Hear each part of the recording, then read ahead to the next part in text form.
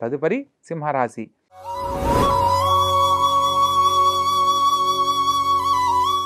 ఈ యొక్క సింహరాశి జాతకులకు ప్రస్తుతం విశేషమైన కాలంగా గోచరిస్తున్నప్పటికీ లగ్నాధిపతి అయిన రవి అష్టమ స్థానంలో సంచరిస్తున్న క్రమంలో తండ్రి గారి ఆరోగ్యం పట్ల జాగ్రత్త వహించాలి. తండ్రి గారితో ఎటువంటి వాదోపవాదనలకు వెళ్ళకూడదన్న సత్యాన్ని తెలుసుకొని నడుచుకోవాలి. ప్రత్యేకంగా వాక్ స్థానంలో కేతు ఉండడం వల్ల ముఖ్యమైన పనుల్లో కొంత వ్యతిరేకతలు ఎదుర్కోవడానికి అవకాశం ఉంటుంది. కాబట్టి ప్రతి పనిని ఆలోచించి నిదానంగా ముందడుగు వేయాలి.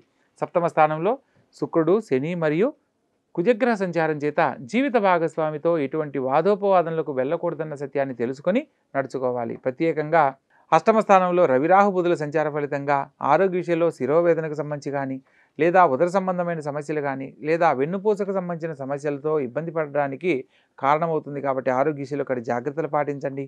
భాగ్యస్థానంలో గురుగ్రహ సంచారం చేత ప్రభుత్వ సంబంధమైన ఉద్యోగం కోసం ప్రయత్నం చేసిన వారు, ఉద్యోగంలో ఉన్నవారికి శుభవార్తలు వినే అవకాశం ఏర్పడుతుంది.